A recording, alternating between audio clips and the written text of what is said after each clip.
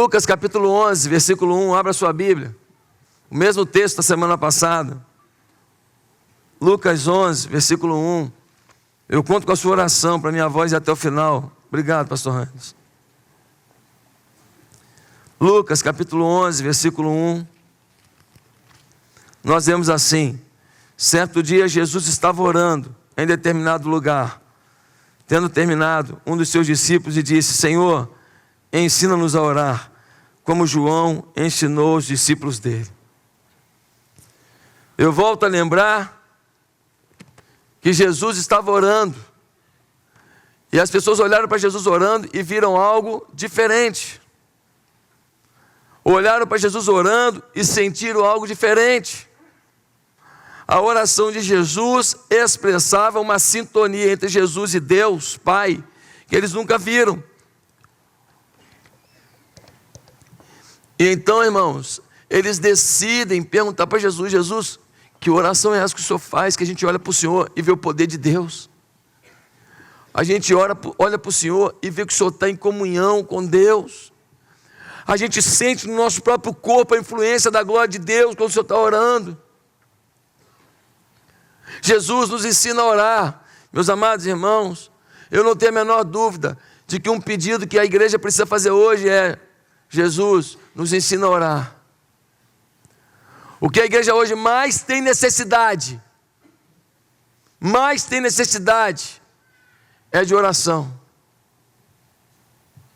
A igreja não tem buscado a Deus como deveria. E quando eu falo igreja, eu não falo instituição, eu falo povo. Você tem vida de oração? Eu faço todo dia minha oraçãozinha antes de dormir. Eu faço todo dia minha fezinha antes de dormir. Eu não estou falando disso. Eu estou falando de um relacionamento com Deus, um relacionamento profundo com Deus, em que você fala e você ouve Deus. Se oração fosse importante, querido, a gente arrumaria tempo para ela.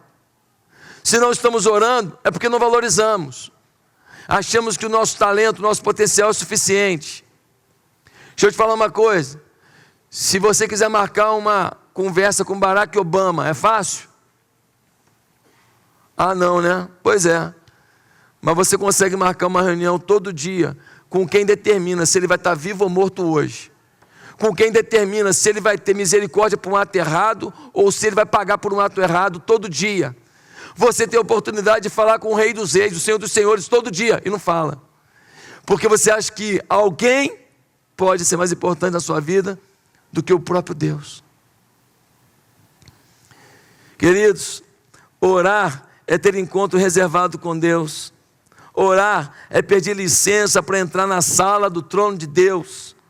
Orar é discutir temas gerais com quem conhece todos os detalhes envolvidos. Orar é tirar dúvidas no saque do céu. Serviço de atendimento ao crente. Meus amados irmãos, orar é começar uma conversa em que, se feita de forma sincera, você não sabe o fim da conversa.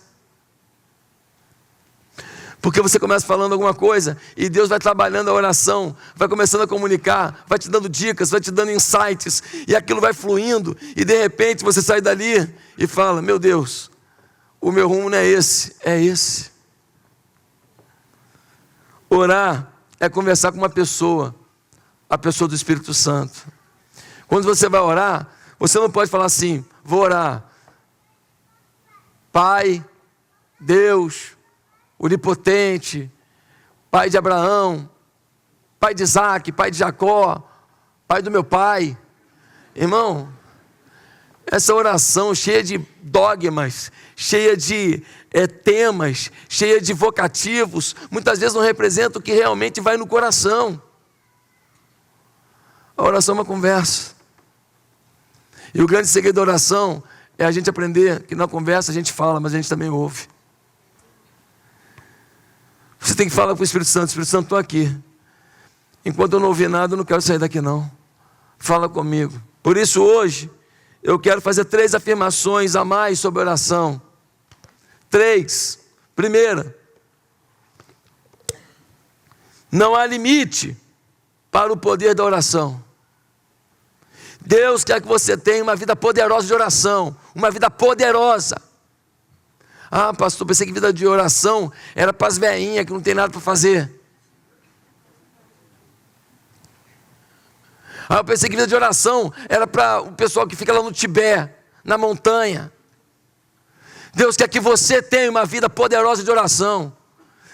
Muita coisa que você não está percebendo ao teu redor é porque você não tem discernimento espiritual, que você só ganha na oração. Muita gente ao teu redor que tu acha que vai abrir a porta para você, vai fechar na tua cara.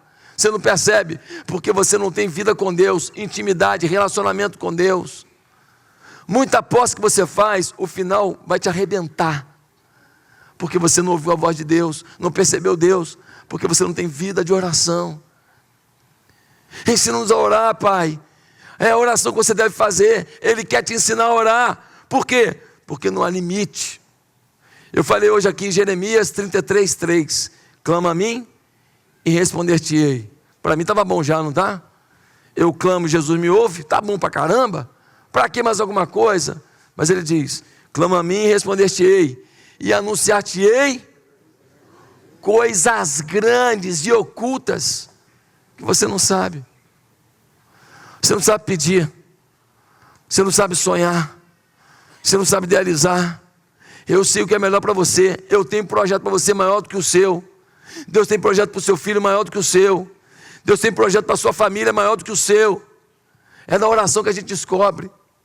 É na oração que a gente percebe. É na oração que o aroma de Deus toma o ambiente. E a gente fala, é por aqui que eu vou. Quantas decisões que eu falei, é por aqui que eu vou, é por aqui. Meu irmão, naquela última oração, aqui ia selar tudo, Deus falou, vai sozinho para você ver. E quantas vezes eu decidi, eu vou, porque eu não conseguia entender a voz de Deus, mas eu estava orando, e Deus pela sua misericórdia falou, Josué, como você é limitado para entender a minha voz, né? Deixa eu fechar a porta para você não se estrubuchar. Deixa eu abrir uma outra porta para você. Deus é fiel. Querido, não há limite. Lembra de 1 Coríntios 2:9? Como está escrito, as coisas que os olhos não viram, os ouvidos não ouviram e não subiram à mente humana, são as que Deus preparou para aqueles que o amam. Eu não consegui pensar, eu não consegui imaginar, eu não ouvi sobre isso. É o que Deus planejou para mim. Irmão, a oração pode tudo. Aqui na igreja nós temos curas milagrosas, pessoas com câncer no pulmão, pessoas tomadas o corpo inteiro, o corpo aberto, infecções e mais infecções. Quantas curas milagrosas. Uma irmã aqui foi detectada uma metástase na vida dela, o marido chorando, o povo orando. O que aconteceu? Foram fazer o exame no braço dela, porque estava no seio, no braço. Chegou no braço, não tinha mais nada. Os caras fizeram outro exame, não tinha mais nada. Fizeram outro, não tinha mais nada. Os caras ficaram confusos, mas não é possível, olha aqui, tinha, agora não tem mais. Hoje ela é líder de célula aqui na igreja. Na verdade, eles são supervisores de uma multidão de células. Que é a irmã Vanessa. Cadê a Vanessa? Está aí? Ela veio de manhã. Irmãos, a oração pode tudo. Eu não tenho medo de diagnóstico mais. Eu tenho orado por cada coisa que parece impossível, mas Deus responde. Eu vou fazer o quê? Como é que eu vou duvidar? Deus é Deus, irmão. Deixa Deus ser Deus na sua vida. Você queira ou não queira, Ele é Deus, mas Ele quer ser na sua vida. Mas a oração que faz isso, lembra de Josué? No meio da batalha, ia começar a escurecer. Se escurecesse, ele perdia a batalha. Ele fala, pelo amor de Deus, Deus, prolonga o sol. Deus prolongou o sol. O sol ficou mais tempo em pé, para Josué vencer uma batalha. Você lembra de Elias? Uma Jezabel, uma mulher ruim pra caramba. Mulher ruim. Começou a ameaçar o profeta e tudo. Elias faz uma oração em que não choveria sobre a terra. 3 anos e meio sem uma gota de chuva na terra, por causa da oração de um homem. Um dia Elias fez uma oração: Deus, manda a chuva, porque ele sentiu do próprio Deus, Deus falando: é hora, Elias, ora, Senhor, manda a chuva. Ele olha pela montanha, não vê nada, ele olha, não vê nada, e de repente ele olha e vê uma nuvem, como que a mão de um homem vindo. A nuvem vem e derrama uma chuva torrencial sobre toda a nação. Querido, você tem uma experiência de oração? Não? Você não tem uma experiência de você orar e ver alguma coisa acontecer, algo esplêndido se realizar? Por que não? Está disponível a você. Deus não tem favoritos. Deus não escolheu: não, eu só vou dar experiência para A e para B, para C não. Deus quer te dar. Eu quero te falar uma coisa. Câmeras em mim. Uma pequena fé em Jesus levará você ao céu. Porém, homens de oração e grande fé trazem o céu para a terra. Se você for homem de oração e fé, você traz o céu para a terra. Você traz o poder de Deus para a terra. Você traz a unção de Deus para a tua casa. Um milagre acontece no teu casamento. Um milagre acontece no teu relacionamento. Acontece nas tuas finanças. Nessa empresa falida. Deus é Deus. Não há limite. Lembra quando Jesus estava diante da tumba de Lázaro? Aí ele falou assim: tirem a pedra. A irmã de Lázaro gostava muito de Jesus, não queria que ele sentisse um cheiro ruim. Falou: Jesus, vai tirar a pedra, o senhor quer ver o defunto mesmo? Está fedendo, já tem 4 dias. Jesus disse: tirai a pedra. Eles tiraram a pedra. Quando a pedra foi removida, Jesus se volta para a caverna e diz: Lázaro, vem para fora. Os estudiosos dizem que Jesus teve que dizer Lázaro, porque se ele não dissesse Lázaro, todos os mortos de todos os tempos sairiam da tumba, tamanho poder e autoridade que há no nome de Jesus. Ele disse: Lázaro, só você, hein? Não quero assustar ninguém, só você. E o Lázaro sai lá, todo engessadão. Jesus olha para ele e fala: esse é bom de boca, dá um banho nele e uma comida. Jesus vivia lanchando com ele, já sabia que ele era bom de boca. Meus amados irmãos, nós precisamos viver isso. Você tem que separar tempo para orar. Acorda mais cedo, passa meia hora, 1 hora, passa tempo com Deus, fala para Deus: Deus, fala comigo. Pede para Deus, Ele te ouve, Ele quer te ouvir. Pastor, não tem essa experiência, não tem essa fé. Tenta então. Mas como assim? Como assim tenta? Você nunca fez uma coisa, você tenta agora. Bota um louvor, bota uma música lá no fundinho, uma música gostosa de Deus lá, bota lá no fundo, e começa a orar e fala: Deus, eu estou aqui falando contigo, não sei nem porquê, porque eu não acredito, mas eu estou aqui. Aquele pastor maluco mandou tentar, então eu vou tentar. Mas eu queria falar contigo, para você ver o que Deus vai fazer. Deus vai te visitar. Desafia Deus em amor, para você ver se Deus não derramará o amor sobre o teu quarto. Meus amados irmãos, o que faz a gente vencer é a presença de Deus. Nós somos tão frágeis, tão limitados. Em segundo lugar, eu quero afirmar que nós devemos orar por coisas que alegram o coração de Deus. Nós temos mania de orar só pelo que alegra o nosso coração. A gente só pede o que a gente quer. Senhor, um carro novo, Senhor. Senhor, que meu filho passe no vestibular para federal, não quero pagar, Senhor. Deus, e daquele cliente, Deus, aquilo muda a minha vida, Deus. E tem gente que fala para mim assim: pastor, ora aí, que se eu conseguir um cliente, vou dar uma oferta boa na igreja. E eu falei, eu arrumei coragem, não é sempre que eu falo não, mas um dia eu falei assim: fala o seguinte, dá essa oferta boa, sem teu cliente.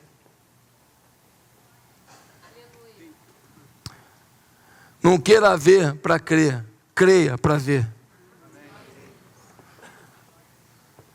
Meus amados irmãos, o nosso Deus tem dado tantas demonstrações do seu cuidado. Todo mundo aqui comeu hoje, quem não comeu que está de dieta, você precisa fazer mesmo. Deus tem nos abençoado tanto. Rapaz, cada perfume, eu ganho uns abraços, eu estou todo resfriado. Hoje eu ganhei menos abraços, que eu falei, não me abraça não para não ficar doente. Mas cada abraço cheiroso, rapaz. Rapaz, uns caras assim, são até meio feinhos assim, mas cheirosos. Eu falo, rapaz, esses caras vão casar, porque o cheiro é muito bom. Vai aparecer uma mulher para cheirar esse cara. Né? Que coisa bonita, quanta gente, nós estamos bem arrumados, todo mundo aí, de tênis, de sapato. Ô gente, nós temos que ter coração mais grato a Deus. E começar a pedir, Deus, eu quero pedir coisas que agradam o teu coração. O que agrada o coração de Deus? Agrada o coração de Deus? Gente, conhecê-lo. Agrada o coração de Deus? Gente, se converter. Você tem orado para que Deus te use, para que pessoas conheçam a Deus e se convertam? Vou te contar uma história. Um homem chamado Loren Cunningham.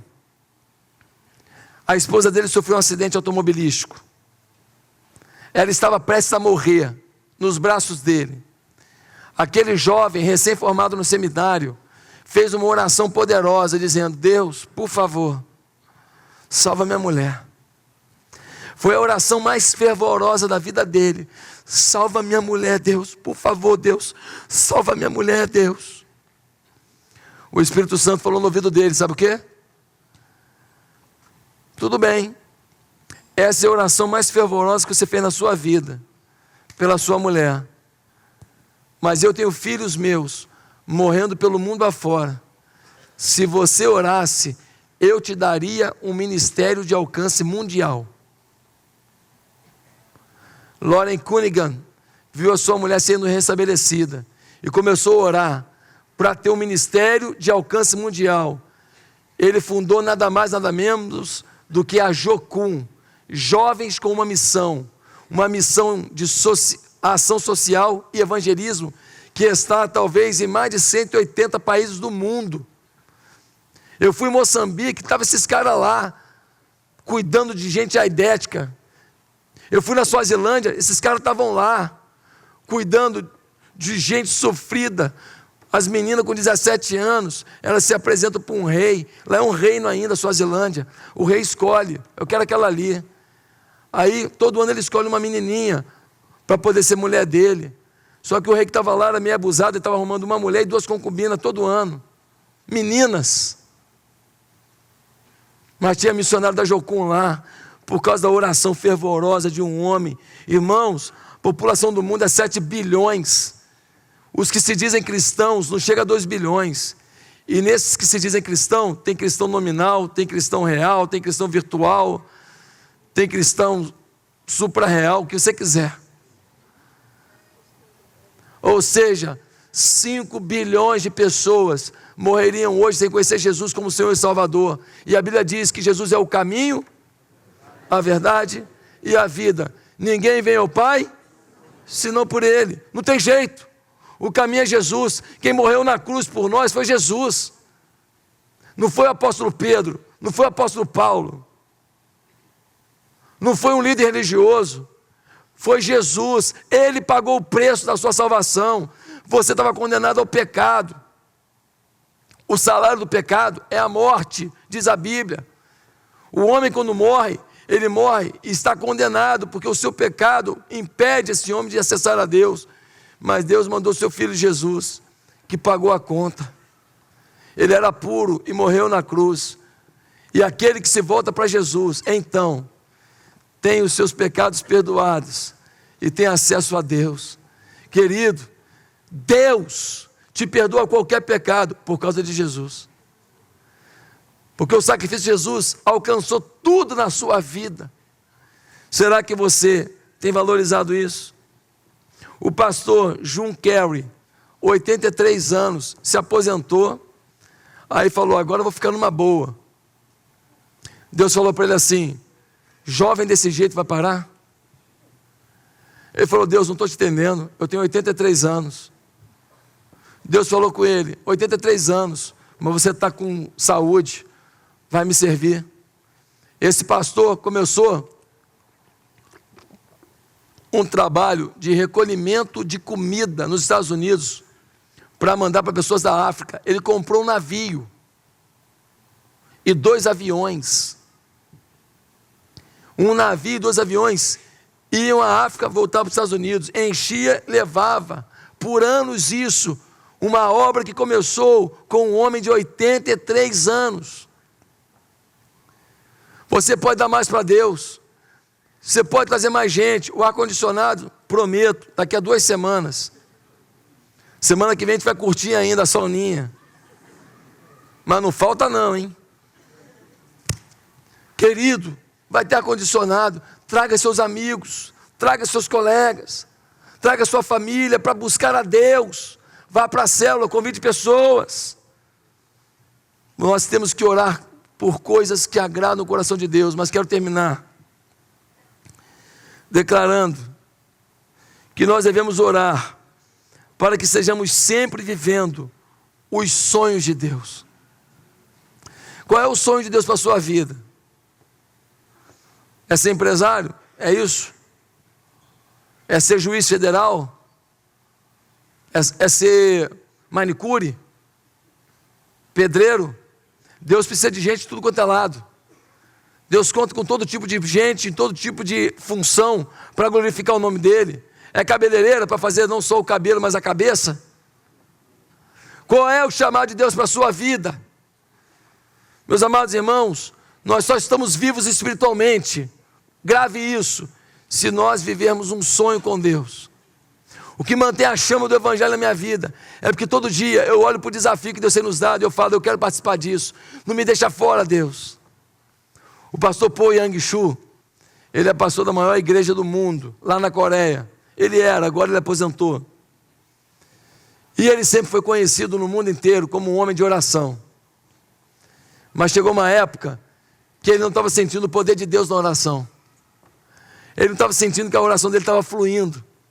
E ele falou com Deus, Deus, tem alguma coisa errada, o que está acontecendo? E Deus falou com ele assim, Shu, você parou de sonhar. Naquele momento, ele pediu perdão a Deus e Deus falou com ele, abra mais 5.000 igrejas para glorificar o meu nome.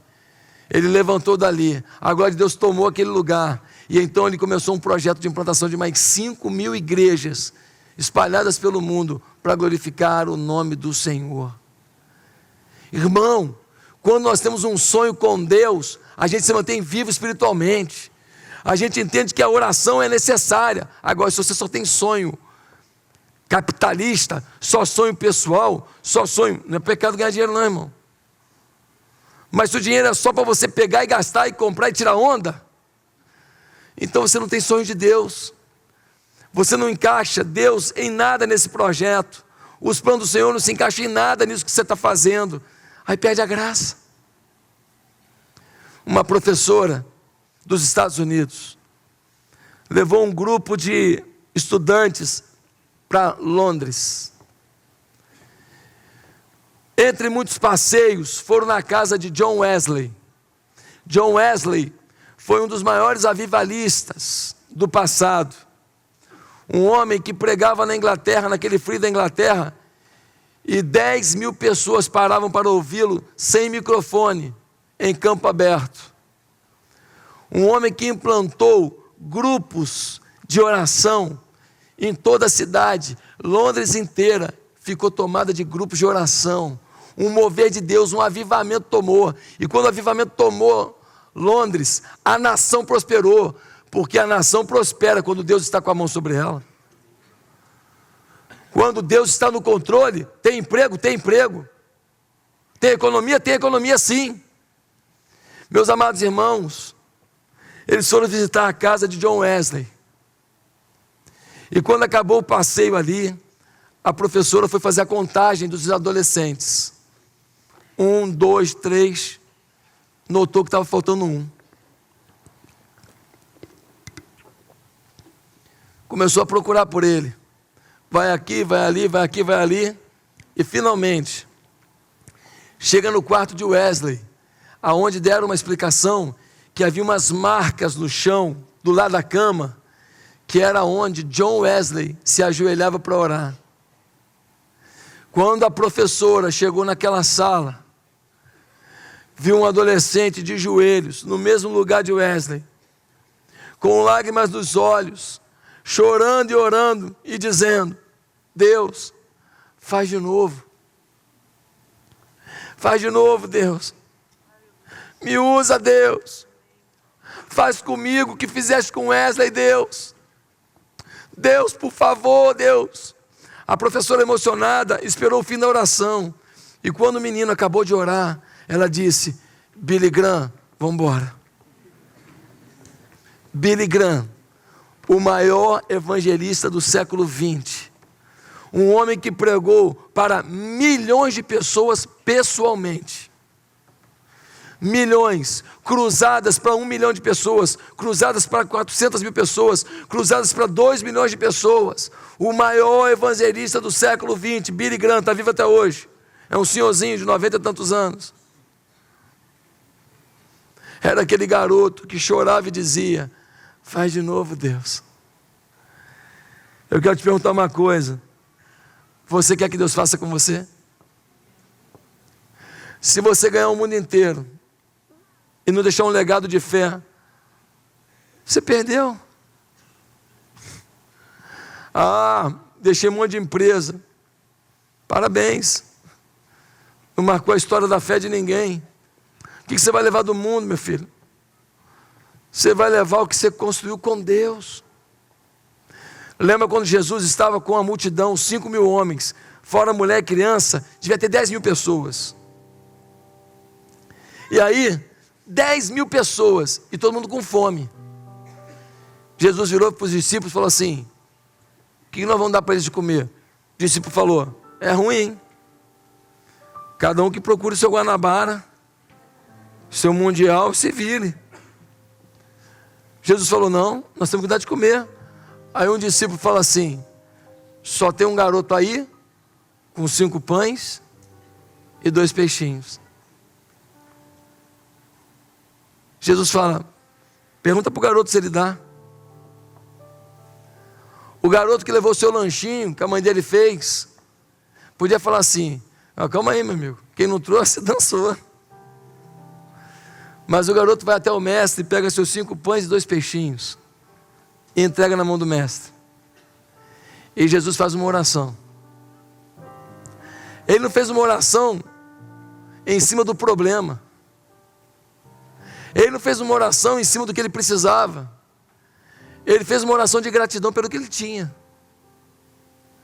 Eu tenho 5 pães e 2 peixinhos. Ele vira para o pai e fala: pai, obrigado pelo que o Senhor nos deu. E obrigado pelo que o Senhor vai fazer. Ele bota as cestas e começa a picar os pães, picar o peixe. Vai se multiplicando, se multiplicando, se multiplicando. Os discípulos botam as pessoas sentadas de 50 em 50. Eles começam a dar comida. Querido, o adolescente quer comer 5 pães e 2 peixinhos. Conta a lenda que ele comeu 18 Macfish. Porque adolescente não tem limite, né? Não, já que você entregou 5 pães, para você, toma aí. Todo mundo comeu, comeu, comeu. E no final sobraram quantos? 12 cestos. Cheios de quê? De pão. Porque carne, neguinho não libera. 12 cestos de pão. Você quer viver um sonho de Deus? Comece a ter uma vida poderosa de oração. Comece a agradecer pelo que você tem, os teus 5 pãezinhos. Para de reclamar, irmão, para de reclamar. Só fala do que não tem, não agradece o que tem. Estou aqui cheio de dor na garganta, estou aqui gripado, estou aqui, mas e o prazer de estar aqui? De ser instrumento de Deus na tua vida. Nada paga isso. Nada paga isso. Ah, pastor, mas teu empresário aí tem 3 aviões, 50 caminhões, não sei o que. Ah, mas ele não é mais feliz que eu, mas nem a pau. Mas nem a pau, a não ser que ele tenha Jesus. Se ele tiver Jesus como Senhor da vida dele, que eu conheço empresário rico pra caramba, mas que tem Jesus. Tem um lá em Vitória que é dono de tudo quanto é caixa d'água do Rio de Janeiro, quase é dele. arquimilionário, mas meu irmão, aquele homem abençoa o reino de Deus pelo Brasil afora e fora do Brasil. O homem faz coisa pra caramba, milionário, mas o dinheiro não tem ele que tem o dinheiro, porque ele usa o dinheiro como ele quer, e ele usa para glorificar a Deus. Querido, você tem que ter hoje vida de oração, saber o que Deus espera de você.